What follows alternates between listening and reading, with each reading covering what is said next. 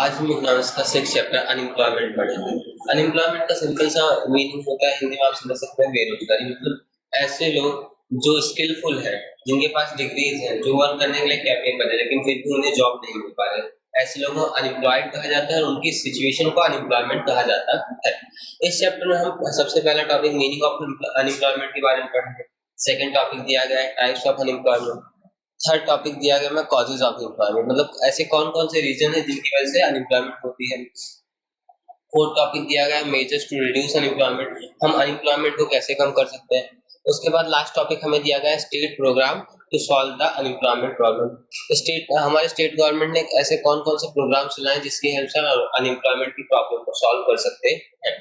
Unemployment किसी भी एक डेवलपिंग इकोनॉमी की बहुत बड़ी प्रॉब्लम मानी जाती है, जिसकी वजह से पोवर्टी बढ़ती है। अगर अनएम्प्लॉयमेंट ज्यादा होगी तो पोवर्टी भी क्या होगी, ज्यादा होगी। बिना अनएम्प्लॉयमेंट की प्रॉब्लम सॉल्व किए हम अपनी कंट्री को डेवलप नहीं कर सकते। Developing countries have the economically developed but could not attain the full employment. Full employment एक ऐसा कॉन्सेप्ट है जो कि डेवलप्ड कंट्री भी अटेन नहीं कर पाती, लेकिन एटलीस्ट ये होना चाहिए कि मैक्सिमम लोग जो हो वो अनएम्प्लॉयड ना हो। ठीक है, जो एम्प्लॉयमेंट हमें टॉपिक दिया गया, एम्प्लॉयमेंट और अनएम्प्लॉयमेंट, एक हमारे किसी भी डेवलपिंग कंट्री या डेवलप कंट्री के लिए बहुत बड़ा क्या होता है, पॉइंट होता है, बहुत ही इंपॉर्टेंट एस्पेक्ट देखा जाता है अनएम्प्लॉयमेंट से। अगर अनएम्प्लॉयमेंट रेट ज्यादा होगा किसी कंट्री का, इसका मतलब पोवर्टी होगी उस कंट्री में, कि हर चीज की इनसफिशियंसी होगी, आप ये मान के चल सकते हैं। फिर चलिए हम आगे, नेक्स्ट टॉपिक दिया गया है मीनिंग्स ऑफ अनएम्प्लॉयमेंट। कौन कौन सी डेफिनेशन दी गई है मीनिंग में, पहले एक बार उससे गो थ्रू हो जाते हैं। According to Professor Pigou ने कहा है a person can be called unemployed only when he is willing to work but he is not able to find the work।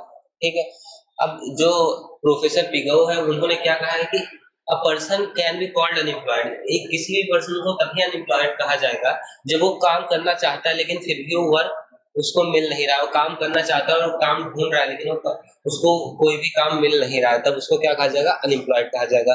आप इस डेफिनेशन को अंडरलाइन कर लीजिए। अगर आपसे 1 मार्क या 2 मार्क में पूछा जाता है तो आप इसको लिखेंगे। ठीक है, फिर अगली डेफिनेशन हमें क्या दी गई है, पहले उसको देख लेते हैं। In short, the unemployment is a situation where the person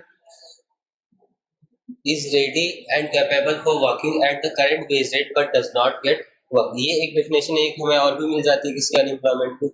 unemployment एक ऐसी सिचुएशन जहाँ पे जो पर्सन है वो रेडी है और कैपेबल भी है वर्क करने के लिए, वो करंट वेज रेट पे, लेकिन फिर भी उसको वर्क नहीं मिल रहा, तो उसको क्या कहा जाएगा, अनएम्प्लॉयमेंट कहा जाएगा। उस सिचुएशन को अनएम्प्लॉयमेंट कहा जाएगा, उस पर्सन को अनएम्प्लॉयड कहा जाएगा।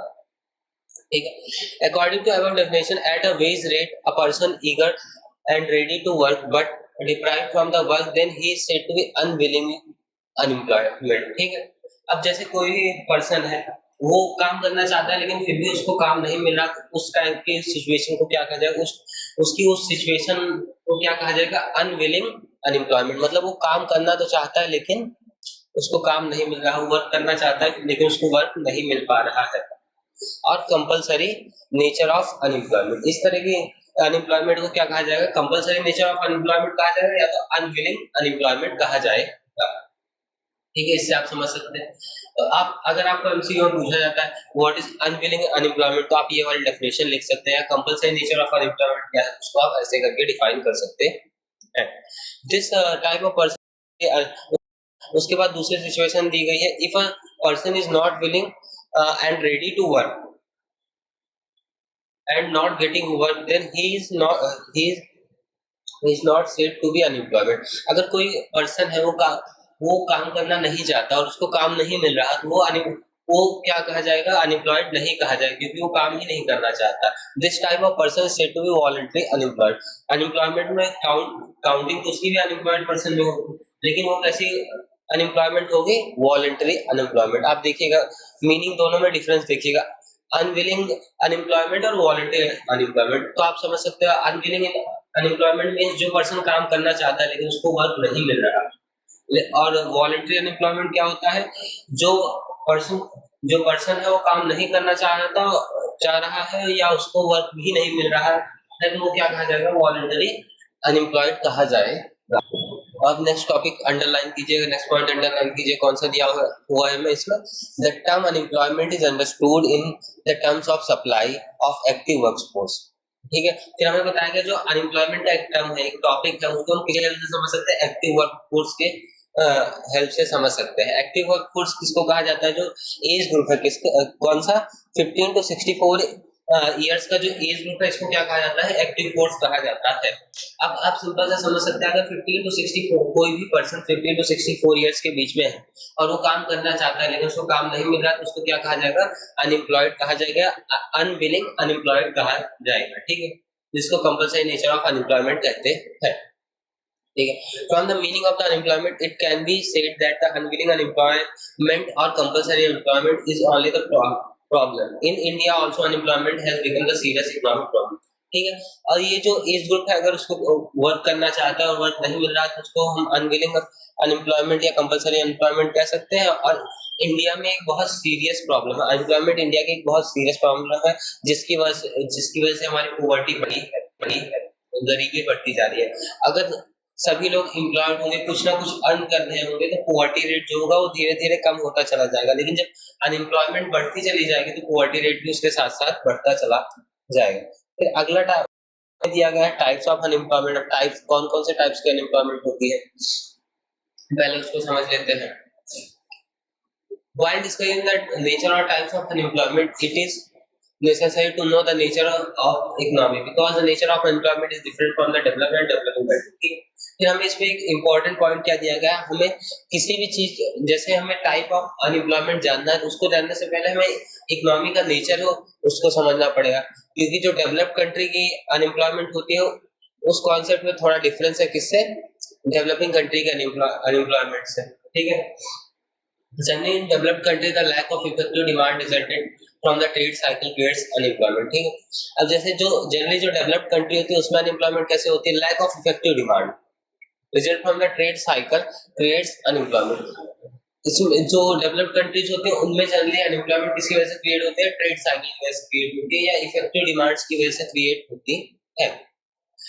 This is mainly short term. और ये जो अनएम्प्लॉयमेंट क्रिएट होती है डेवलप्ड कंट्रीज में, वो बहुत शॉर्ट टर्म के लिए होती है। आप समझ सकते हैं ट्रेड साइकिल में क्योंकि रिसेशन आ गई तो उसकी वजह से अनएम्प्लॉयमेंट क्रिएट हो गई।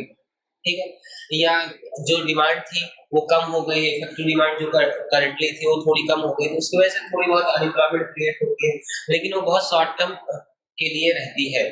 इन developed countries generally we find the cyclical and frictional unemployment. आपको हमसे ये पूछा जाता है कि हम डेवलप्ड कंट्री में कौन से टाइप की अनएम्प्लॉयमेंट देखी जा सकती है, आपको 1 मार्क में भी पूछा जाता है, तो आप लिखिएगा साइक्लिकल और फ्रिक्शनल, यहाँ पे स्टार मार्क कर लीजिएगा, मैं कर देता हूँ, cyclical unemployment and frictional unemployment. ठीक है, डेवलप्ड कंट्रीज में। उसके बाद whereas in the country like India because the high population growth labor supply constantly increasing, but on the other hand because of the structural limitation employment rate rises at the lower rate which gives you a rise in the problem of unemployment। that means the unemployment in India is structural in nature and for long term। और जैसे कि India जैसी country में क्या हो रहा है, धीरे पॉपुलेशन बढ़ती चली जा रही है, उसकी वजह से लेबर सप्लाई भी बढ़ रही है, जैसे जैसे पॉपुलेशन बढ़ेगी वैसे वैसे लेबर सप्लाई भी बढ़ेगी। लेकिन क्या हो रहा है, स्ट्रक्चरल लिमिटेशंस की वजह से एम्प्लॉयमेंट रेट जो है वो बहुत धीरे धीरे राइज हो रहा है, जिसकी वजह से हाई रेट ऑफ अनएम्प्लॉयमेंट देखा जा सकता है। ठीक है, this can be solve by introducing economic, social and political changes. और इंडिया जैसे हमारे कंट्री में अनएम्प्लॉयमेंट देखा जाए करंटली बढ़ता ही चला जा रहा है, तो हम उसको कैसे सॉल्व कर सकते हैं, इंट्रोड्यूसिंग इकोनॉमिक, नई नई इकोनॉमिक पॉलिसीज बना के, इंडस्ट्रीज डेवलप करके, सोशल पॉलिटिकल सोशली और पॉलिटिकली हम चेंजेस लाके अपनी कंट्री का अनएम्प्लॉयमेंट रेट को कम कर सकते हैं। और थ्रू डेवलपिंग इंफ्रास्ट्रक्चर फैसिलिटीज, और हमारी कंट्री की जो भी इंफ्रास्ट्रक्चर फैसिलिटीज है उनको डेवलप करके हम क्या कर सकते हैं, अनएम्प्लॉयमेंट रेट को। to know the nature and types of unemployment, Sri Raj Krishna Committee report in 2011 given the measures। अगर हमें अनएम्प्लॉयमेंट के नेचर को समझना है तो उसके लिए राजकृष्ण कमेटी ने क्या दिया था, कुछ मेजर्स बताए थे जिसकी वजह से क्या कर सकते हैं, हम अनएम्प्लॉयमेंट को समझ सकते हैं, टाइप्स ऑफ अनएम्प्लॉयमेंट को समझ सकते हैं। जैसे पहला मेजर क्या दिया गया हमें, आप ये अंडरलाइन कर लीजिए, आपको 3 मार्क में पूछा जाता है कि explain the 4 measures of Rajkrishna. तो आप ये अंडरलाइन कर लीजिएगा, ये भी बहुत इंपॉर्टेंट पॉइंट है। जैसे पहला मेजर दिया गया हमें time, If any person has willingness and capacity to work but does not get work for more than 28 hours a week, he is said to be intensively unemployed. ठीक है, अगर कोई पर्सन अब काम करना चाहता है, उसकी कैपेसिटी भी वर्क कर सकता है और उसको 28 आवर्स से ज्यादा 28 आवर्स इन अ वीक, मतलब एक हफ्ते में 28 घंटे से ज्यादा का उसको वर्क नहीं मिल पा रहा है तो उसको इंटेंसिवली अनएम्प्लॉयड कहेंगे। But those who are employed for more than 28 hours and less than 42 hours in a week, they are considered as less intense unemployed। ठीक है, और आप इसमें दो कॉन्सेप्ट दिए गए, कौन कौन से, एक तो अगर कोई भी पर्सन काम करना चाहता है, उसकी कैपेसिटी है और उसको 28 आवर्स इन अ वीक से कम वर्क मिल रहा है तो उसको क्या कहा जाएगा, इंटेंसिवली अनएम्प्लॉयड कहा जाएगा। लेकिन कोई पर्सन है जो कि जिसको वर्क मिल रहा है 28 आवर्स से ज्यादा का वर्क मिल रहा है लेकिन 48 आवर्स से कम का वर्क मिल रहा है तो उसको क्या कहा जाएगा, लेस इंटेंस अनएम्प्लॉयड कहा जाएगा टाइम के बेस पे। यहाँ पे टाइम के बेस पे क्लासिफाई कर दिया गया इसको, अनएम्प्लॉयमेंट को। फिर उसके बाद सेकंड टाइप दिया गया है, सेकंड मेजर दिया गया है income. When a person gets a very less income which cannot be solve the problem of his poverty, then from the income point of view he is poor। In rural India especially this type of poverty is seen। ठीक है, जैसे हमें बताया गया, अगर कोई person है उसकी इनकम बहुत कम है, वो अपनी इवन इतनी कम है कि वो अपनी पॉवर्टी की प्रॉब्लम को सॉल्व नहीं कर पा रहा है तो उसको क्या कहा जाएगा, पुअर कहा जाएगा। और स्पेशली इंडिया में इस टाइप की पॉवर्टी देखी जाती है, इस टाइप की एम्प्लॉयमेंट या अनएम्प्लॉयमेंट आप कह सकते हैं देखी जाती है। ठीक है, जैसे एग्जांपल दिया गया, person required 30,000 per month for satisfying the needs of family but earn 15,000 or less than that from the present job। अगर कोई पर्सन है वो कोई पर्टिकुलर वर्क कर रहा है, उसको less than the required salary मिल रही है, मतलब उसकी नीड फुलफिल करने के लिए जो सैलरी उसको मिलनी चाहिए उससे कम सैलरी मिल रही है तो उसको क्या कहा जाएगा, इनकम के बेस पे उसको अनएम्प्लॉयड भी काउंट किया जा सकता है। जैसे कि इसमें एग्जांपल क्या दिया गया है कि 30,000 पर मंथ की सैलरी उसकी जो नीड्स है उसकी पॉवर्टी से ओवरकम करने के लिए 30,000 पर मंथ की सैलरी मिलनी चाहिए या उसकी 30,000 पर मंथ की सैलरी होनी चाहिए, लेकिन वो अर्न कितना कर रहा है, ओनली 15,000 ट्रेडिंग जॉब से। तो ये क्या होगा, इनकम के बेस पे क्लासिफिकेशन हो गया। ठीक है, फिर आगे बढ़ते हैं, हमें थर्ड मेजर दिया गया है। थर्ड मेजर कौन सा दिया गया है, विलिंगनेस। ठीक है, when a person is eligible for getting good job but or he does not get a job as per his eligibility and accept the lower cadre job and gets a very less income from this job, then he is unemployed। और फिर एक point क्या दिया गया, एक major क्या दिया गया हमें, अनएम्प्लॉयमेंट को मेजर करने के लिए, अनएम्प्लॉयमेंट को डिस्क्राइब करने के लिए बताया गया। कोई पर्सन, एक जैसे कोई पर्सन है वो मैनेजर की पोस्ट के लिए एलिजिबल है लेकिन उसको मैनेजर की जॉब नहीं मिल पा रही तो एक क्लर्क का काम कर रहा है।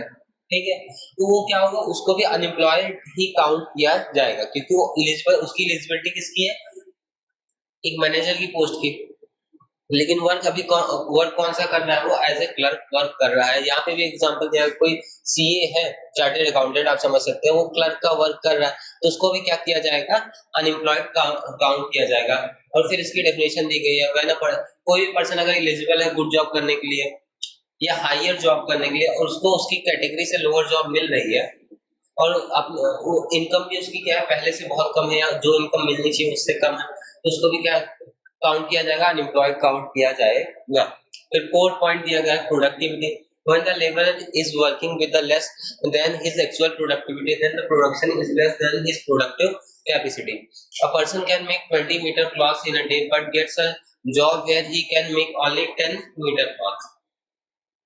ठीक है, प्रोडक्टिविटी के बारे में बताया, कोई पर्सन है, ठीक है, या कोई भी है वर्कर है जो पर्टिकुलर वर्क करना चाहता है, मतलब पर्टिकुलर वर्क कर सकता है, पर्टिकुलर क्वांटिटी वो प्रोड्यूस कर सकता है लेकिन अभी वो उतनी क्वांटिटी प्रोड्यूस नहीं कर पा रहा है या उसको ऐसी जॉब नहीं मिली है जिसमें वो पर्टिकुलर क्वांटिटी को प्रोड्यूस कर सके, मतलब अपनी एलिजिबिलिटी, अपनी प्रोडक्टिविटी से कम वर्क कर रहा है तो उसको क्या कहा जाएगा, प्रोडक्टिविटी के बेस पे उसे अनएम्प्लॉयड कहा जा सकता है। ठीक है, जैसे आप एग्जांपल दिया गया है, कोई पर्सन है वो 20 मीटर्स क्या कर रहा है, क्लॉथ बना सकता है एक दिन में, लेकिन उसको जॉब मिली है सिर्फ 10 मीटर्स पर डे क्लॉथ बनाने की, तो प्रोडक्टिविटी के बेस पे क्या कहा जाएगा, अनएम्प्लॉयड कहा जाएगा। ठीक है, According to above measuring rods, unemployment can be divided in following types. फिर ये जो 4 measuring rods से कौन कौन से थे हमारे?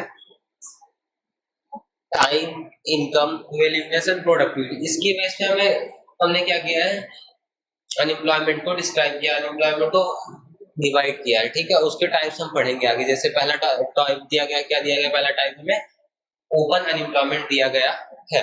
ठीक है, फिर हमें मीनिंग दी गई है किसी ओपन एम्प्लॉयमेंट की। क्या दिया गया है?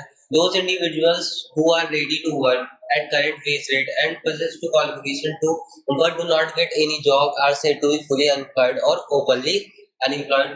ठीक है, अब जैसे इसमें सिंपल सी डेफिनेशन दी गई है, जैसे हमने ऊपर समझा था अनएम्प्लॉयमेंट के बारे में, वैसे ही वही डेफिनेशन दी गई। कोई ऐसा व्यक्ति, कोई ऐसा इंडिविजुअल पर्सन जो वर्क करने के लिए रेडी है करंट वेज रेट पे और उसके पास क्वालिफिकेशंस भी है। ठीक है, करंट वेज रेट में वर्क करने के लिए रेडी भी है और उसके पास क्वालिफिकेशन भी है, लेकिन फिर भी उसको जॉब नहीं मिल रही है, तो उसको फुली अनएम्प्लॉयड या ओपनली अनएम्प्लॉयड कहा जाएगा। और जनरली इस टाइप की अनएम्प्लॉयमेंट कौन से एज ग्रुप के बीच में देखी जाती है? 15 to 25 के बीच में। आपके एमसीक्यू के लिए बहुत इंपॉर्टेंट पॉइंट माना जाता है। ठीक है, तो get proper number of open unemployed peoples very difficult, still there are 3 methods. ठीक है, अब proper number of unemployed peoples की काउंटिंग करना बहुत मुश्किल होता है, लेकिन फिर भी 3 मेथड से काउंट किया जाता है। तो registration in employment exchange centres. अब देखते हैं कि एम्प्लॉयमेंट एक्सचेंज सेंटर्स में कितने कितने लोगों का रजिस्ट्रेशन हुआ है और उन्हें अभी तक जॉब नहीं मिली, तो उसके हेल्प से हम क्या कर सकते हैं? ओपन एम्प्लॉयमेंट को काउंट कर सकते हैं। सैंपल सर्वे की हेल्प से हम काउंट कर सकते हैं और थ्रू सेंसस की हेल्प से हम काउंट कर सकते हैं कितने लोग अभी भी ओपनली या फुली अनएम्प्लॉयड हैं। फिर सेकंड टाइप हमें दिया गया है अंडर एम्प्लॉयमेंट। अब अंडर एम्प्लॉयमेंट क्या होती है? When a labourers can not utilise their capabilities fully and for certain period except the is said to be under employed. ठीक, फिर हमें बताया गया अंडर एम्प्लॉयमेंट के बारे में बताया गया कोई ऐसा लेबर, कोई ऐसा इंडिविजुअल, कोई ऐसा पर्सन जिसकी कैपेबिलिटी तो ज्यादा वर्क करने के, लेकिन फिर भी उसे उसकी कैपेबिलिटी के हिसाब से बहुत कम वर्क मिल रहा है, उसके उसके हिसाब से उसको कैपेबल जॉब नहीं मिल पा रही, उसको भी क्या कहा जाएगा? अंडर अनएम्प्लॉयड कहा जाएगा।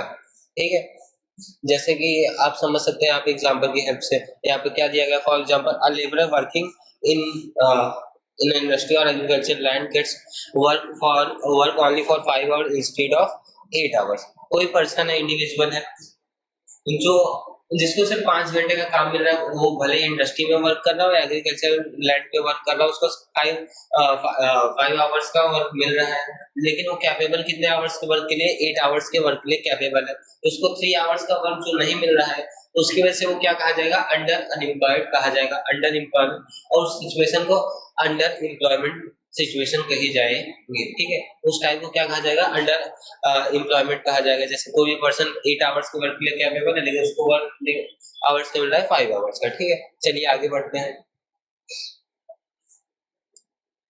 फिर हमें नेक्स्ट टाइप दिया गया है, नेक्स्ट क्या दिया गया है?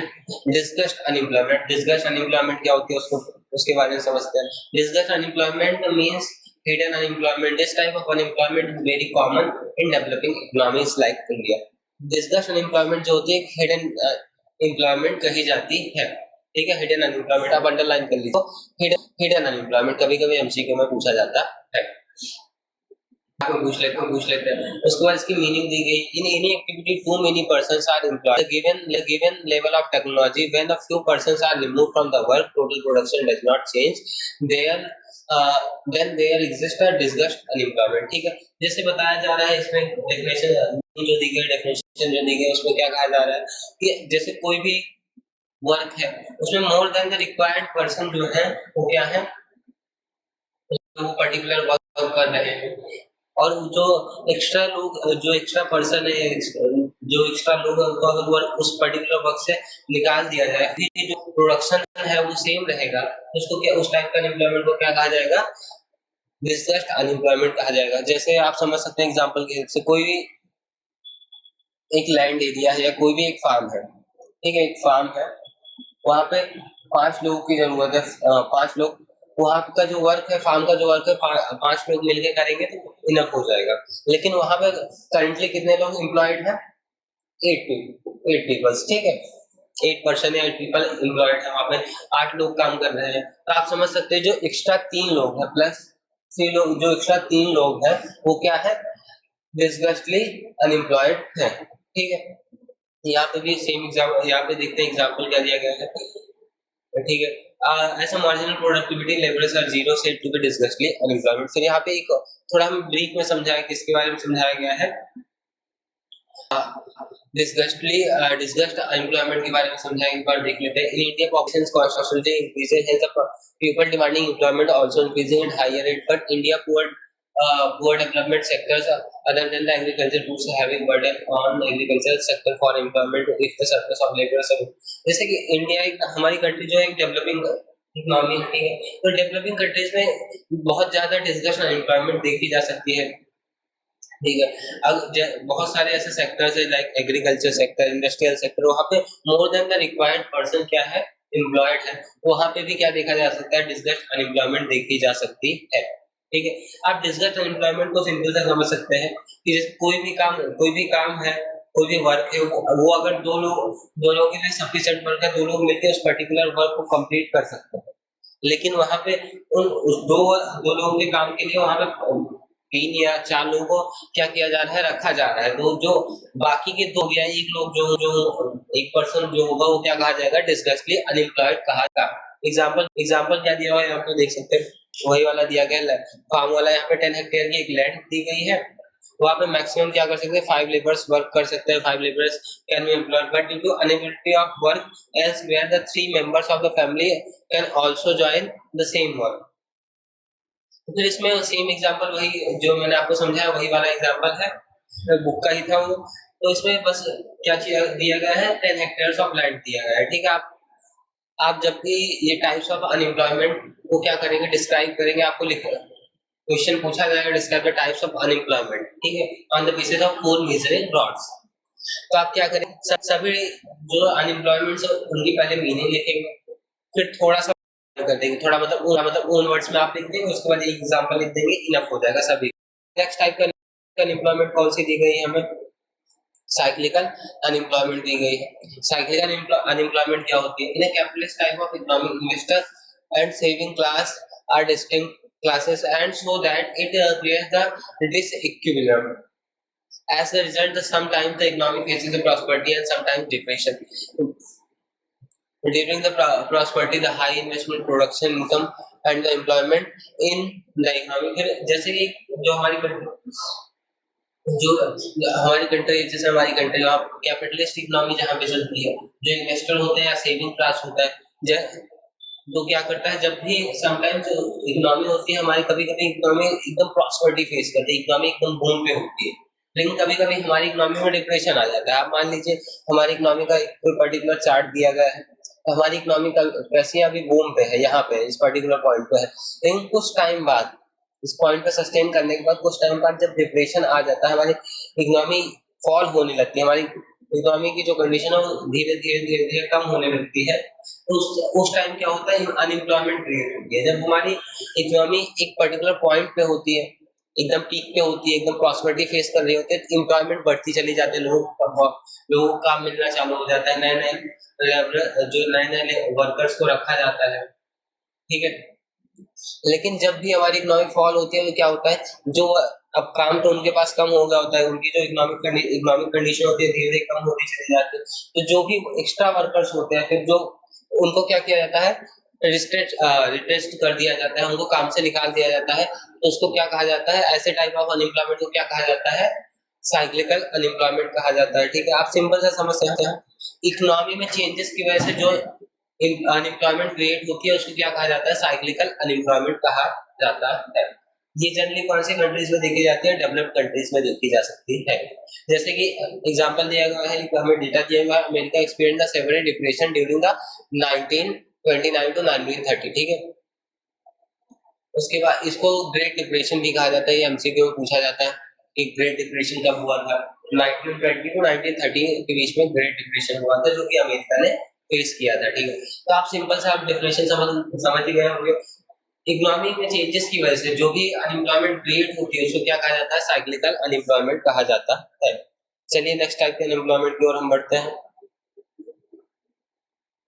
फ्रिक्शनल अनएम्प्लॉयमेंट दी गई है, ठीक है। मीनिंग क्या दिया गया फ्रिक्शनल अनएम्प्लॉयमेंट का? When in a production process because of the changes in a demand or production or due to change in a taste and preferences or new technology, new goods enter in the market and unemployment arises. Unemployment is called frictional unemployment, ठीक है। जब कभी भी हमारा जो production process है उसमें कुछ चेंजेस आते हैं, या जो डिमांड है लोगों की वो उसमें कुछ चेंजेस आते हैं, प्रोडक्शन प्रोसेस में कुछ चेंजेस आ रहा है, लोगों के प्रेफरेंसेस में चेंजेस आ रहे हैं, किसी नई मार्केट में कोई नई टेक्नोलॉजी एंटर हुई है, उसकी वजह से क्या हो रहा है, अनएम्प्लॉयमेंट क्रिएट हो रही है, तो उसको क्या कहेंगे हम, फ्रिक्शनल अनएम्प्लॉयमेंट कहेंगे। जैसे आप समझ सकते हैं कि 2008 से पहले पूरे इंडियन मार्केट पे इंडियन का जो मोबाइल फोन का सेक्टर था, आप समझ सकते हैं, जो इंडिया में सिर्फ किसके फोन ज्यादातर बिकते थे, नोकिया के, ठीक है। लेकिन फिर धीरे धीरे क्या हुआ, नोकिया, आप याद कीजिएगा, नोकिया पहले कीपैड फोन बनाता था, उसने लेकिन अपने अंदर चेंजेस नहीं किया, लेकिन धीरे धीरे जो हमारी बीतते हुए टाइम के साथ क्या हुआ, हमारे बहुत सारी टेक्नोलॉजीज में चेंजेस आए, जिसकी वजह से नए नए स्मार्टफोन आते गए। जैसे कि यहाँ पे वही एग्जांपल दिया गया है, smartphone replaced old mobile phone, then the labourers engaged in production of sales and service of old mobile phones become unemployment. पहले नोकिया चलता था, नोकिया कीपैड फोन्स बनाता था, लेकिन उसके बाद एप्पल आया, एप्पल ने टच स्क्रीन फोन बनाने चालू कर दिए, ठीक है। तो जैसे जो वर्कर्स जो प्रॉपरली क्या किसमें वर्क में लगे हुए थे, कीपैड फोन्स बनाना जिनको आता था, और उनको अभी स्मार्टफोन बनाना नहीं आता था, ठीक है। तो कुछ टाइम के लिए क्या हुआ था, फ्रिक्शनल अनएम्प्लॉयमेंट क्रिएट हो गई है। जब तक वो अच्छे से स्मार्टफोन बनाना, स्मार्टफोन को अरेंज करना सीख नहीं लेते, तब तक के लिए वो क्या हो गए थे, फ्रिक्शनली अनएम्प्लॉयड हो गए थे, आप ये समझ सकते हैं। उसके बाद एक एग्जांपल से आप और समझ सकते हैं, जैसे पहले टाइपराइटर चलता था, उसके बाद कीबोर्ड आ गया, कंप्यूटर्स आ गए, ठीक है। तो जो लोग टाइपराइटर की हेल्प से टाइपिंग किया करते थे पहले, तो उनको कुछ टाइम के लिए फ्रिक्शनली अनएम्प्लॉयड हो गए थे, उनको अपना काम बंद करना पड़ा था कि उन्होंने जब तक न्यू टेक्नोलॉजी, जो कंप्यूटर टेक्नोलॉजी थी या जो कीबोर्ड्स आए थे, उन पे प्रॉपर्ली वर्क करना सीख नहीं लिया, तब तक के लिए वो क्या थे, फ्रिक्शनली अनएम्प्लॉयमेंट में थे। तो आप समझ सकते हैं, अगर टेक्नोलॉजी में चेंजेस की वजह से या कोई टेस्ट या प्रेफरेंसेस में चेंजेस की वजह से अनएम्प्लॉयमेंट क्रिएट होती है, तो उसको क्या कहा जाता है, फ्रिक्शनल अनएम्प्लॉयमेंट कहा जाता है, ठीक है। उसके बाद हमें नेक्स्ट टॉपिक दिया गया है, कॉजेज ऑफ अनएम्प्लॉयमेंट। अब अनएम्प्लॉयमेंट के कौन कौन से कॉजेज हो सकते हैं जिसकी वजह से अनएम्प्लॉयमेंट क्रिएट हो रही है? High rate of population growth, हमारी कंट्री की पॉपुलेशन बहुत तेजी से बढ़ रही है, तो जैसे जैसे पॉपुलेशन बढ़ेगी उसी के साथ साथ क्या होता चला जाएगा, जो लेबर सप्लाई है वो भी बढ़ती चली जाएगी। लेबर सप्लाई बढ़ेगी तो, लेकिन वह जो एम्प्लॉयमेंट रेट है वो नहीं, वो बहुत स्लोली बढ़ेगा, तो क्या होगी, हाई रेट ऑफ अनएम्प्लॉयमेंट होती चली जाएगी। आप समझ सकते हैं, जो पॉपुलेशन ग्रोथ है वो बहुत तेजी से बढ़ रही है, लेकिन जो एम्प्लॉयमेंट रेट है वो बहुत धीरे धीरे बढ़ रहा है, तो इसकी वजह से भी क्या होता है, बहुत ज्यादा अनएम्प्लॉयमेंट क्रिएट होती है। फिर नेक्स्ट टॉपिक दिया गया है हमें, slow rise in employment opportunities. आप समझ सकते हैं कि पॉपुलेशन, हमारी कंट्री की पॉपुलेशन बहुत तेजी से बढ़ रही है, लेकिन जो एम्प्लॉयमेंट अपॉर्चुनिटीज है वो बहुत धीरे धीरे बढ़ रही है, तो उसकी वजह से भी क्या हो सकता है, अनएम्प्लॉयमेंट बढ़ सकती है। ये सब कॉजेज दिए गए, ये सेकंड कॉज दिया गया, इसकी वजह से क्या हो सकती है, अनएम्प्लॉयमेंट बहुत ज्यादा तेजी से बढ़ती जा सकती है, ठीक है।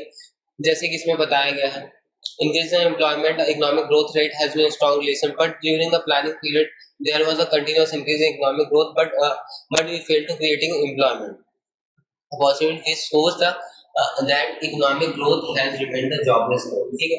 जैसे कि हम अपनी कंट्री की इकोनॉमी को डेवलप करने के लिए जब प्लान करते हैं, तो हम क्या करते हैं, इकोनॉमिक ग्रोथ के बारे में प्लान करते हैं और इकोनॉमिक ग्रोथ हमारी कंट्री की होती भी है, लेकिन क्या होता है, जो जॉब अपॉर्चुनिटीज है, जो एम्प्लॉयमेंट अपॉर्चुनिटीज है वो नहीं बढ़ती है, उसको प्रोवाइड करने में हम फेल हो जाते हैं, तो उसकी वजह से economic growth has remained the jobless growth कहा जा सकता है, ठीक है।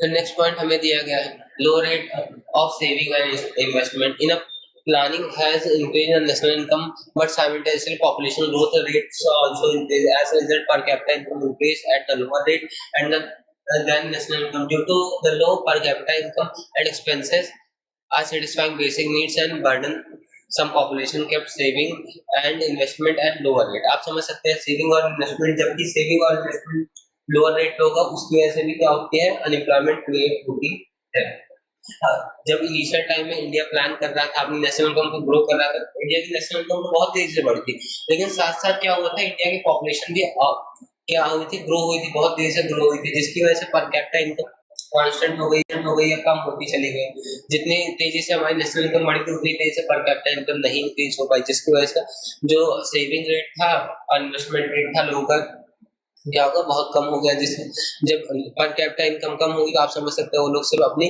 जो बेसिक नेसेसिटीज है उनको ही फुलफिल कर पा रहे थे, जिसकी वजह से भी क्या हुआ, अनएम्प्लॉयमेंट बहुत ज्यादा क्रिएट हुई थी। ये तो अनएम्प्लॉयमेंट बहुत ज्यादा बढ़ा था।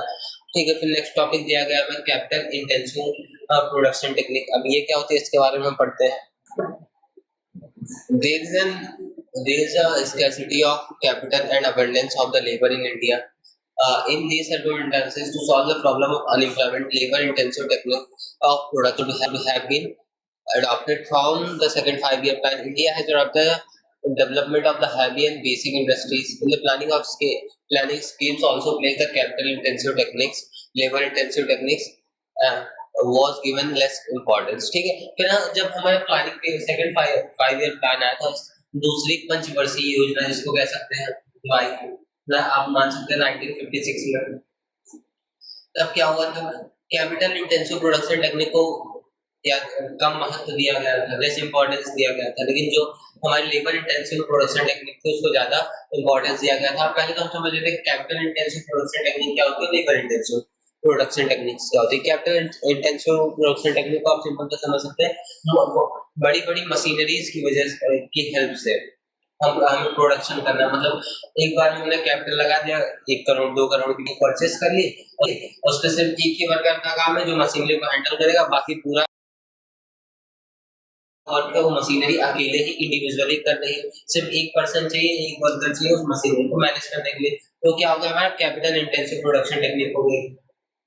लेबर इंटेंसिव प्रोडक्शन टेक्निक क्या होगी, जैसे कि छोटी छोटी मशीनरीज मतलब ला दी गई जिसकी हेल्प से लेबर्स क्या कर रहे हैं, पर्टिकुलर गुड्स को प्रोड्यूस कर रहे हैं, या इंडिविजुअली अपने हाथों से बना रहे हैं, कोई भी गुड्स है उसको बनाना है, तो क्या कर रहे हैं जो लेबर्स है वो इंडिविजुअली अपने हाथों से मतलब इंडिविजुअली खुद वर्क करके उस पर्टिकुलर चीज को प्रोड्यूस कर रहे हैं।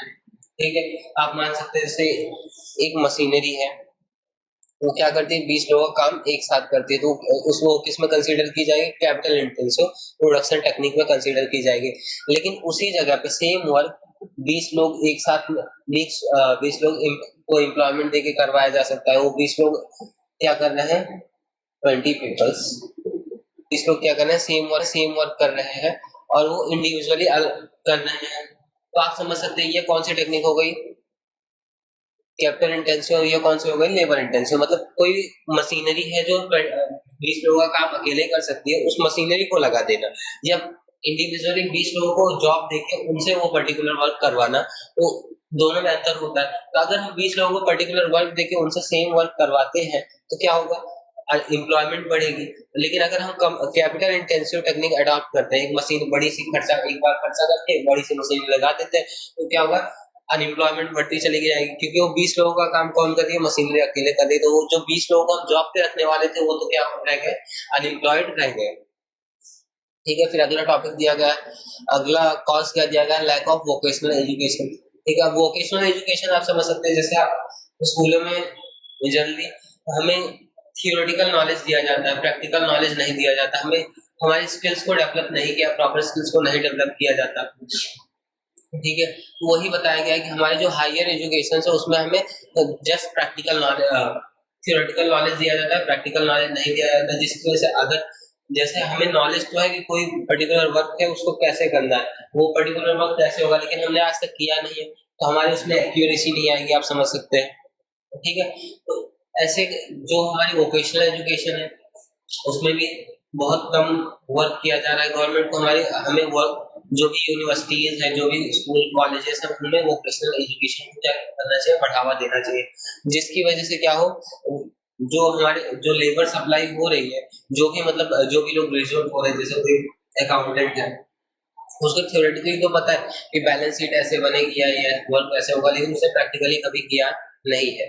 तो अगर वो प्रैक्टिकली करने जाएगा तो पहली पहली बार में, दूसरी बार में आप मान सकते हैं लगभग 10 बार 15 बार उससे गलतियां होंगी, लेकिन उसने वही वर्क प्रैक्टिकली किया होगा तो उससे गलतियां नहीं होंगी। ठीक है, कोई भी इंजीनियर है उसको पता है मशीनरी कैसे बनानी है, ठीक है, उसने पढ़ा है, उसके चार्ट्स बनाए, डायग्राम्स बनाए, लेकिन कभी उस मशीन ने पर्टिकुलर मशीनरी को असेंबल नहीं किया। तो आज जब असेंबल करने जाएगा तो हो सकता है वो कंफ्यूज हो जाए, हो सकता है वो असेंबल ना कर पाए, हो सकता है वो गलत असेंबल कर पाए। तो आप समझ सकते हैं हमारे स्कूल्स कॉलेजेस को हमें वोकेशनल एजुकेशन प्रोवाइड करनी चाहिए, जिसकी वजह से जो हमारे लेबरर्स हैं उन्हें नॉलेज, टेक्निक्स, मतलब जो भी वर्क है उन्हें प्रॉपर्ली करना आए, उनकी स्किल्स में डेवलपमेंट करना चाहिए वोकेशनल एजुकेशन प्रोवाइड करके। ठीक है, चलिए फिर नेक्स्ट पॉइंट दिया गया lack of man power planning. ठीक है, तो मैन पावर प्लानिंग क्या होती है उसके बारे में पढ़ते हैं। In India during the planning period manpower is a planned not planned rightly. The type of labor which is in presently demand in India availability type of labor supply is not possible as that kind of human resource the planning is not found in the education system. ठीक है, फिर lack of man power planning आप समझ सकते हैं कि planning period में हमने जब हमारा जो प्लानिंग पीरियड चल रहा है कि हम अपनी कंट्री को डेवलप कैसे करेंगे, तब मैन पावर को ध्यान में मैन पावर पे कुछ खास ध्यान नहीं दिया गया। ठीक है, प्रॉपरली मैन पावर के बारे में राइटली प्लान नहीं किया गया। जैसे कि आप समझ सकते हैं इंडिया में जो करंटली जिस टाइप के लेबरर्स की डिमांड है उस टाइप के लेबर की सप्लाई नहीं हो पा रही है, वो पॉसिबल नहीं हो पा रही है। ठीक है, इसलिए क्या कह सकते हैं कि जो हमारे मैन पावर प्लानिंग थी वो प्रॉपरली नहीं हुई, जो हम planning is not found in education system. और जो मैन पावर प्लानिंग है जैसे कि आप समझ सकते हो ऊपर ही हमें क्या टॉपिक दिया गया था, आप एक बार फिर से देख लीजिए। ये दोनों टॉपिक आपस में इंटर रिलेटेड है। Lack of vocational education, lack of vocational education होगा तो क्या होगा, मैन पावर प्लानिंग में जो सप्लाई ऑफ लेबरर्स है उसमें प्रॉब्लम्स क्रिएट। ठीक है, जिसकी वजह से क्या होगा, अनएम्प्लॉयमेंट बढ़ती चली जाएगी, ये भी एक कॉज ऑफ अनएम्प्लॉयमेंट है। ठीक है, और उसके बाद ब्रिटिश रूल के टाइम पे क्या होता है, gold used to move from India to Britain, this side movement is called train of gold. ठीक है, अब जैसे कि आप समझ सकते हैं हमें हमारी कंट्री को जिस टाइप के लेबर्स की जरूरत है उस टाइप के लेबर्स क्या है इंडिया में नहीं प्रोड्यूस हो पा रहे हैं, और उस टाइप के लेबर्स, उस टाइप के स्किल्ड पर्सन नहीं मिल पा रहे, और जो स्किल्ड होते हैं वो क्या कहाँ चले जाते हैं, दूसरी कंट्रीज में वर्क करने चले जाते हैं ड्यू टू हाई सैलरी। ठीक है, उसी तरीके से मैं यहाँ पे क्या दिया गया, जैसे ब्रिटिशर्स क्या करते थे, हमारी कंट्री से गोल्ड लेके जाते थे, उसको ड्रेन ऑफ गोल्ड कहा जाता है। उससे अब प्रेजेंटली क्या हो रहा है, इंडिया के इंटेलिजेंस को, जो इंडिया के बड़े बड़े साइंटिस्ट है, बड़े बड़े इंजीनियर्स है, उनको क्या कर रहे हैं, दूसरी countries high salary high salary देके क्या कर रही है, अपने तरफ अटैक कर रही है और उनको इंडिया से बाहर बुला रही है। उसी को करंटली कौन सा, जो फॉरेन कंट्रीज है वो कौन सा मूवमेंट चला रहे हैं, ड्रेन ऑफ ब्रेन। जो इंडिया के इंटेलिजेंट लोग हैं, जो इंडिया के फुली स्किल्ड वर्कर्स हैं, वो कहाँ चले जा रहे हैं, दूसरी कंट्रीज में चले जा रहे हैं वर्क करने के लिए। इसलिए भी क्या हो रहा है, इसलिए भी अनएम्प्लॉयमेंट क्रिएट हो गई, क्योंकि अगर जो पर्टिकुलर स्किल्ड वर्कर्स है अगर वो सब मिलकर काम करें तो और भी अच्छे से हमारी कंट्री को डेवलप किया जा सकता है, जिसकी हेल्प से और भी एम्प्लॉयमेंट अपॉर्चुनिटीज क्रिएट की जा सकती है। ठीक है, सो नेक्स्ट पॉइंट दिया गया है इनएफिशिएंसी ऑफ पब्लिक सेक्टर। जो हमारा पब्लिक सेक्टर वो इनएफिशिएंट हो गया है, जिसकी वजह से भी क्या हो रही है, अनएम्प्लॉयमेंट की After independence, public sector was given the more importance than the private sector. There is an immense increase in number in the public sector and investment of there. The quantity of employment generation is estimated. The public sector is not able to generate the more employment because of its low production. जो हमारा public sector है उसमें जो estimate किया गया था कि जितनी एम्प्लॉयमेंट क्रिएट की जानी थी, लेकिन वो उतनी एम्प्लॉयमेंट नहीं क्रिएट की जा सके क्योंकि उसकी जो प्रोडक्टिविटी थी वो बहुत लो है। ठीक है, पहले भी लो थी और अभी भी प्रोडक्टिविटी लो है पब्लिक सेक्टर की, जिसकी वजह से जो पर्टिकुलर रेट ऑफ एम्प्लॉयमेंट उन्होंने डिसाइड किया था, एस्टिमेट किया था, वो लोग जनरेट करेंगे, वो जनरेट नहीं कर पा रहे। तो आप ये कह सकते हैं इनएफिशिएंसी ऑफ पब्लिक सेक्टर की वजह से भी क्या हो रही है, अनएम्प्लॉयमेंट क्रिएट हो रही है। नेग्लिजेंस टुवर्ड एग्रीकल्चर, और ये सबसे आप मेन पॉइंट मान सकते हो। हमारी कंट्री क्या है, एग्रेरियन कंट्री है, लेकिन जो first and second 5 year plan था, जो प्लानिंग पीरियड था, उसमें एग्रीकल्चर सेक्टर को मतलब उसको एकदम नेग्लिजेंट कर दिया गया था, उस पर ध्यान ही नहीं दिया। एग्रीकल्चर रूरल डेवलपमेंट के बारे में ध्यान ही नहीं दिया गया था, जिसकी वजह से क्या हुआ, जिसकी वजह से भी बहुत सारी अनएम्प्लॉयमेंट क्रिएट हुई थी और अभी भी क्रिएट हो रही। हम जो हमारी कंट्री पहले अबाउट 70 to 75% पर्सन जो थे, वो जो लोग थे वो कहाँ रहते थे, गाँव में रहते थे और टोटली किस पे डिपेंडेंट थे, एग्रीकल्चर पे डिपेंडेंट थे। ठीक है, अभी भी मेजर पोर्शन ऑफ पॉपुलेशन जो है किस पे डिपेंडेंट है, एग्रीकल्चर पे डिपेंडेंट है एम्प्लॉयमेंट के लिए। लेकिन फिर अगर हम प्रॉपर एग्रीकल्चर का डेवलपमेंट करें, हमारी अनएम्प्लॉयमेंट की प्रॉब्लम सॉल्व हो सकती है। ठीक है, जैसे कि इसमें बताया गया है कि एग्रीकल्चर सेक्टर का डेवलपमेंट करना चाहिए था, लेकिन कुछ ऐसे स्टेट्स हैं जहाँ पे अभी भी नहीं हुआ एग्रीकल्चर सेक्टर का डेवलपमेंट। बहुत सारी ऐसी जगह है जहाँ पे इरिगेशन फैसिलिटीज अभी भी नहीं है, जिसकी वजह से प्रॉपर खेती नहीं की जा सकती है। एग्रीकल्चर सेक्टर के डेवलपमेंट के लिए एक प्रोग्राम चलाया गया था, ग्रीन रेवोल्यूशन, जिसकी वजह से थोड़ा बहुत डेवलपमेंट हुआ था, लेकिन प्रॉपरली फिर भी डेवलपमेंट नहीं हो पाया था। ठीक है, नेक्स्ट पॉइंट हमें दिया गया है लो मोबिलिटी ऑफ वर्कर्स। जो हमारी कंट्री में इंफ्रास्ट्रक्चरल फैसिलिटीज है, जैसे आप पब्लिक ट्रांसपोर्ट समझ सकते हो, उसकी भी बहुत बहुत ज्यादा प्रॉब्लम है। और आप ये समझ सकते हैं पब्लिक ट्रांसपोर्ट के सबसे भी जो हमारे कंट्री की मोबिलिटी ऑफ वर्कर्स है, वो उसकी वजह से ट्रांसपोर्टेशन फैसिलिटीज की वजह से बहुत कम है। क्योंकि हमारी कंट्री में आप ये समझ सकते हैं या तो ट्रांसपोर्टेशन फैसिलिटीज की प्रॉब्लम है या तो पॉपुलेशन की प्रॉब्लम। तो आप कहीं भी आप अगर गवर्नमेंट ट्रांसपोर्ट में जाते हैं, जैसे कि बसेस में जाते हैं, तो आप देख सकते हैं बहुत ज्यादा भीड़ होती है। तो जिसकी वजह से भी क्या हो रहा है, लो मोबिलिटी ऑफ वर्कर्स हो रहा है, या कोई पर्टिकुलर एरिया है जहाँ पे लोगों को काम करने जाना है, और वो जो पर्टिकुलर वर्कर्स है वो कहाँ पे किसी रूरल एरिया से डिसाइड करते हैं, वहां पे रहते हैं, तो वहां से उनको वहां तक जाना बहुत मुश्किल हो जाता है, या कोई आने जाने का ट्रांसपोर्टेशन फैसिलिटीज नहीं, जिसकी वजह से भी क्या हो रहा है कि वो लोग वर्क नहीं कर पा रहे, तो इसकी वजह से भी अनएम्प्लॉयमेंट क्रिएट होती है। तो वो लोग जो रूरल एरियाज के वर्कर्स हैं वो क्या होंगे, अनएम्प्लॉयड हो जाएंगे, क्योंकि वहां पे उनको वर्क तो वहां पे मिल रहा है, लेकिन आने जाने की फैसिलिटीज नहीं है। Lack of infrastructure facilities. अब इंफ्रास्ट्रक्चर फैसिलिटीज की वजह से भी अनएम्प्लॉयमेंट बहुत ज्यादा क्रिएट हो गया। अब इंफ्रास्ट्रक्चर फैसिलिटीज सिंपल सा समझ सकते हैं, कौन कौन सी, ट्रांसपोर्टेशन, हेल्थ, ठीक है, क्लीननेस, रोड्स, ये सब, एजुकेशन, ये सब कौन सी फैसिलिटीज में आती है, इलेक्ट्रिसिटी, ये सब इंफ्रास्ट्रक्चर फैसिलिटीज में आती है। अभी बहुत सारी एरियाज हैं, रूरल एरियाज है, जहाँ पे इलेक्ट्रिसिटी की फैसिलिटी नहीं है, बहुत सारे एरिया जहाँ पे हेल्थ फैसिलिटी नहीं है, बहुत सारे ऐसे गांव हैं जहाँ पे प्रॉपर्ली अभी भी स्कूल्स नहीं है, एजुकेशन सिस्टम अभी वहाँ पे प्रॉपर्ली डेवलप नहीं हुआ है। तो इंफ्रास्ट्रक्चर फैसिलिटीज की वजह से भी क्या होता है, रेट ऑफ अनएम्प्लॉयमेंट बढ़ता चला जाता है। फिर मेजर्स टू रिड्यूस अनएम्प्लॉयमेंट। अब कौन कौन से मेजर्स की हेल्प से हम अनएम्प्लॉयमेंट को रिड्यूस कर सकते हैं, चलिए आगे बढ़ते हैं। पहला मेजर दिया गया है पॉपुलेशन कंट्रोल। पॉपुलेशन कंट्रोल करके क्या कर सकते हैं, अनएम्प्लॉयमेंट को रिड्यूस कर सकते हैं।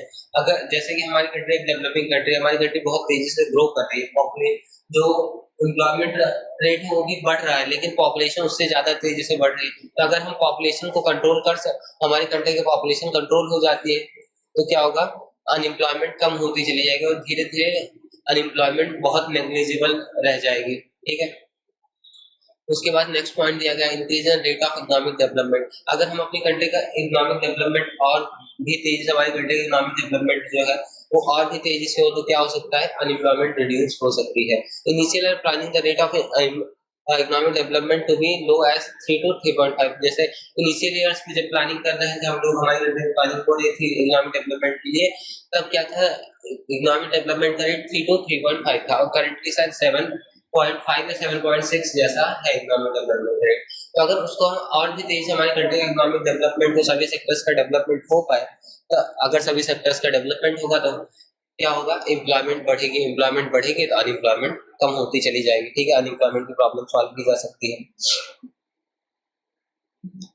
फिर एम्प्लॉयमेंट ओरिएंटेड प्लानिंग, हमें हमारी कंट्री में जो भी प्लानिंग चल रही है उसमें हमें एम्प्लॉयमेंट ओरिएंटेड प्लानिंग करनी चाहिए। ठीक है, like from the second 5-year plan, special importance was given to the development of the public sector as key to basic industries, capital intensive industries were developed। और हमारे जब सेकंड 5-year प्लान आया था, तब क्या किया गया, हमारी कंट्री में पब्लिक सेक्टर के डेवलपमेंट पर ध्यान दिया गया था, जिसमें बेसिक इंडस्ट्रीज का डेवलपमेंट हुआ था, कैपिटल इंटेंसिव इंडस्ट्रीज का बहुत ज्यादा डेवलपमेंट हुआ था, जिसकी वजह से भी क्या हुई, अनएम्प्लॉयमेंट क्रिएट हुई थी। अगर हम एम्प्लॉयमेंट ओरिएंटेड प्लानिंग करें और क्या कैपिटल इंटेंसिव प्रोडक्शन टेक्निक को का यूज ना करके हम लेबर इंटेंसिव प्रोडक्शन टेक्निक्स का यूज करें तो क्या हो जाएगा, हमारी कंट्री में अनएम्प्लॉयमेंट की प्रॉब्लम सॉल्व हो सकती है।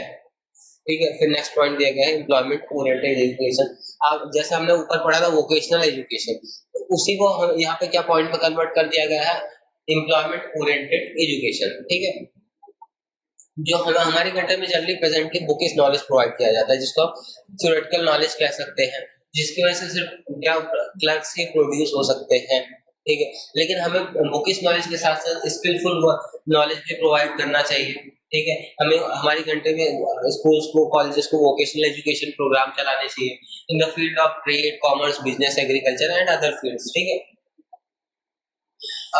उसके बाद फिर हमारा आता है development of small and cottage industries. पहले आप समझ सकते हैं सेकंड 5 ईयर प्लान में क्या किया था, मेनली बड़ी बड़ी जो भी बड़ी इंडस्ट्रीज थी उनके डेवलपमेंट पे ध्यान दिया गया था, और जो स्मॉल कॉटेज इंडस्ट्री थी उनको एकदम नेग्लिजेंट कर दिया गया था, उन पे बिल्कुल ध्यान नहीं दिया गया। अगर हम अपनी कंट्री की स्मॉल एंड कॉटेज इंडस्ट्रीज का डेवलपमेंट करते हैं तो उसकी वजह से भी एम्प्लॉयमेंट बहुत ज्यादा बढ़ सकती है और अनएम्प्लॉयमेंट बहुत ज्यादा कम हो सकती है। आप समझ सकते हैं जैसे कोई भी एक बड़ी इंडस्ट्री है, कोई भी एक बड़ी इंडस्ट्री है, उसमें आप मान सकते हैं 200, नंबर थोड़ा बड़ा ले लेते हैं। ठीक है, कोई 500 पीपल्स क्या है, एम्प्लॉयड है। ठीक है, उसके बाद जैसे बहुत से छोटे छोटे स्मॉल कॉटेज इंडस्ट्रीज है, एक कॉटेज इंडस्ट्री में अप्रॉक्स आप मान सकते हैं 50 लोग एम्प्लॉयड होते हैं, और ये इंडस्ट्री कितने में डेवलप हो रही है, 5 करोड़ में। और जो स्मॉल कॉटेज इंडस्ट्रीज है आप मान सकते हैं मिनिमम 5 लाख से डेवलप हो सकती है, छोटी सी इंडस्ट्री। कॉटेज इंडस्ट्री आप 5 लाख रुपीज के इन्वेस्टमेंट से डेवलप कर सकते हैं। तो आप देख सकते हैं कि जो स्मॉल कॉटेज इंडस्ट्री है वो जो हमारी बिगर इंडस्ट्रीज है उससे 7.5 टाइम्स मोर एम्प्लॉयमेंट क्रिएट कर सकती है, तो जिसकी वजह से भी एम्प्लॉयमेंट अनएम्प्लॉयमेंट की प्रॉब्लम को सॉल्व किया जा सकता है, जिसकी वजह से अनएम्प्लॉयमेंट की प्रॉब्लम को सॉल्व किया जा सकता है। तो हमें अपनी कंट्रीज में स्मॉल कॉटेज इंडस्ट्रीज का डेवलपमेंट करना चाहिए। ठीक है, अगला पॉइंट दिया गया है एक्सटेंशन ऑफ इंफ्रास्ट्रक्चर फैसिलिटीज। जो हमारी कंट्री की इंफ्रास्ट्रक्चर फैसिलिटी का भी क्या करना चाहिए, एक्सटेंशन करना चाहिए। हमें housing, health, electricity, roads, business training centre and other infrastructure facilities को डेवलप करना चाहिए। ठीक है, और to have with the help of local resource. अगर हम लोकल रिसोर्सेज के हेल्प से डेवलप करेंगे तो क्या होगा, धीरे धीरे एम्प्लॉयमेंट बढ़ती चली जाएगी। Employment can be made available to the individual near to their residence. अगर हम लोकल रिसोर्सेज के हेल्प से डेवलपमेंट करेंगे तो जो लोग जहाँ रह रहे हैं उनके रेसिडेंस के आसपास ही एम्प्लॉयमेंट क्रिएट हो पाएंगे, और वो भी प्रॉपर्ली वर्क कर सकेंगे और पॉवर्टी के प्रॉब्लम को ओवरकम कर सकेंगे। ठीक है, फिर नेक्स्ट मेजर क्या दिया गया, कैसे नेक्स्ट ग्रीन रेवोल्यूशन के बारे में बताया गया हमें। ग्रीन रेवोल्यूशन से हम आप समझ सकते हैं ग्रीन रेवोल्यूशन किससे रिलेटेड है, एग्रीकल्चर सेक्टर से। अगर हम एग्रीकल्चर सेक्टर को क्या करेंगे, बढ़ावा देंगे, तो उसकी हेल्प से भी क्या हो सकती है, बहुत सारी अनएम्प्लॉयमेंट कम हो सकती है। क्योंकि हमारे कंट्री में हाई जो भी पॉपुलेशन है, जितनी भी मेजर पॉपुलेशन है वो किस पे डिपेंडेंट है, एग्रीकल्चर पे डिपेंडेंट है। पहले अभी तो आप मान सकते हैं अबाउट 50 to 60% पॉपुलेशन एग्रीकल्चर पे डिपेंडेंट है, और पहले के टाइम पे 70% कंट्री की पॉपुलेशन किस पे डिपेंडेंट हुआ करती थी, एग्रीकल्चर पे डिपेंडेंट हुआ करती थी। तो हमारी कंट्री में कुछ समय पहले ग्रीन रेवोल्यूशन नाम का एक प्रोग्राम चलाया गया था जिसमें एग्रीकल्चर सेक्टर को बढ़ावा दिया गया था। ठीक है, आप जिसको क्या कह सकते हैं, हरित क्रांति कह सकते हैं हिंदी में। ग्रीन रेवोल्यूशन को हिंदी में हरित क्रांति भी कहा जाता है। ठीक है, और फिर इसमें एक हमें डेटा दिया गया, पीसी मालवीज estimation of employment opportunity according to him the India investing 1 crore in agriculture 40,000 people can be employed. अगर हमारी कंट्री 1 करोड़ रुपए किसमें एग्रीकल्चर सेक्टर में इन्वेस्ट करती है तो 40,000 लोग क्या होंगे, एम्प्लॉयड होंगे।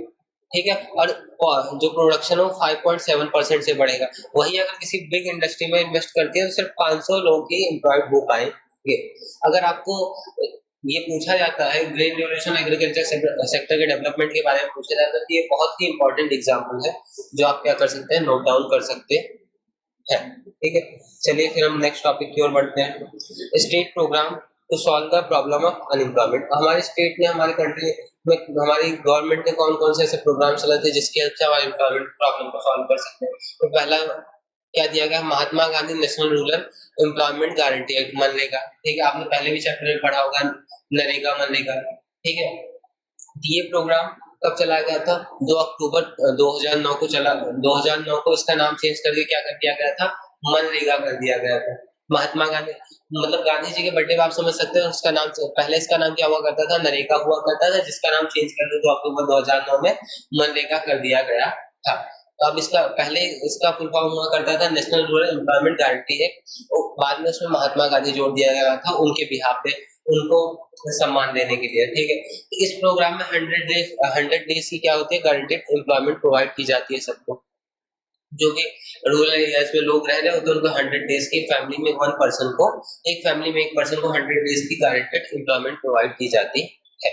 ठीक है, और इसमें 1/3 एम्प्लॉयमेंट किसके ऊपर रिजर्व है, कि फीमेल्स के लिए रिजर्व है। मतलब 1/3 एम्प्लॉयमेंट किसको दी जाएगी, फीमेल्स को दी जाएगी। और जो एम्प्लॉयमेंट है वो हम जो भी वर्कर्स है उनके घर से 5 किलोमीटर के रेडियस में ही होती है। अगर 5 किलोमीटर से दूर है तो उनको एक्स्ट्रा क्या दिया जाता है, 10% एक्स्ट्रा वेज दी जाती है। फिर नेक्स्ट हमें क्या दी गई है, पंडित दीनदयाल उपाध्याय श्रमेव जयते योजना। श्रमेव जयते योजना क्या, दिस स्कीम वाज स्टार्टेड 16 अक्टूबर 2014। ये स्कीम 16 अक्टूबर 2014 को स्टार्ट की गई थी। ठीक है, इसमें भी पब्लिक वेलफेयर, लोगों डेवलपमेंट के, स्किल डेवलपमेंट के लिए ये योजना स्टार्ट की गई थी, जिसमें लोगों को नई नई स्किल्स टीच की जाती थी। लेबरर्स को unorganised sector develop the conductive environment industrial sector. ठीक है, तो आप सिंपल से ये समझ सकते हैं पंडित दीनदयाल उपाध्याय श्रमेव जयते योजना में क्या किया था, लोगों के स्किल को डेवलपमेंट करने के लिए योजना चलाई गई थी, लोगों के वेलफेयर के लिए योजना चलाई गई थी। ठीक है, फिर उसके बाद नेक्स्ट दी गई दीनदयाल उपाध्याय ग्राम ज्योति योजना। इस योजना में 24/7 इलेक्ट्रिसिटी रूरल एरिया में इलेक्ट्रिसिटी की सर्विस प्रोवाइड की जाएगी, ऐसा हमारी गवर्नमेंट ने वादा किया था, हमारी गवर्नमेंट ने प्रोग्राम चलाया था। लेकिन अभी भी बहुत सारे ऐसे एरिया हैं जहाँ पे 24/7 इलेक्ट्रिसिटी नहीं होती। ठीक है, उसके बाद नेक्स्ट क्या दिया गया है, दीनदयाल उपाध्याय ग्रामीण कौशल योजना। इस योजना में भी क्या किया जाता था, ये योजना पहले तो कब चलाई गई थी, कब स्टार्ट हुई थी, 25 सितंबर 2014। और इसका मेन ऑब्जेक्टिव यही था कि provide employment to youth between age group of 18-35। जो हमारे कंट्री का यूथ है उसको एम्प्लॉयमेंट देने के लिए ये योजना चलाई गई थी। ठीक है, फिर फिफ्थ और लास्ट में स्कीम क्या दी गई है, prime minister agriculture irrigation program. This program was started on 1 July 2000। इसमें जितने भी प्रोग्राम्स दिए गए मेनली आप इसकी डेट याद कर लीजिएगा और इसके बारे में 1-2 पॉइंट याद कर लीजिएगा। और जो मनरेगा दिया गया था हमें, ठीक है, Mahatma Gandhi National Rural Employment Guarantee Act दिया गया था। कभी कभी 3 मार्क में आपको पूछा जाता है तो आप इसको स्टार मार्क कर लीजिए। ठीक है, उसके बाद फिर prime minister agriculture irrigation program में चला क्या गया था, किस लिए चलाई गई थी ये scheme, water to every field. इसका मेन ऑब्जेक्टिव था वाटर टू एवरी फील्ड, मतलब सभी खेतों को पानी, आप समझ सकते हैं। तो आप इसके पहले तो आप इसके नाम से ही समझ सकते हैं, एग्रीकल्चर इरिगेशन प्रोग्राम, मतलब हमारे खेतों को इरिगेशन फैसिलिटीज प्रोवाइड करने के लिए ये स्कीम चलाई गई थी गवर्नमेंट के द्वारा। ठीक है, in case of field productivity, जिससे अगर प्रॉपर इरिगेशन फैसिलिटीज होगी तो हमारे फील्ड की प्रोडक्टिविटी बढ़ेगी। Optimum use of available resources and planning of irrigation facilities to the agriculture areas. चलिए इसी के साथ हम इस चैप्टर के इंपॉर्टेंट क्वेश्चन को एक बार चेक कर लेते हैं, कौन कौन से इंपॉर्टेंट क्वेश्चन 3 और 5 मार्कर में। तो आप इसमें देख सकते हैं, इसमें 3 मार्कर में फिफ्थ क्वेश्चन, उसके बाद 5 मार्कर में what are the measures to solve the problem of unemployment explain in 5।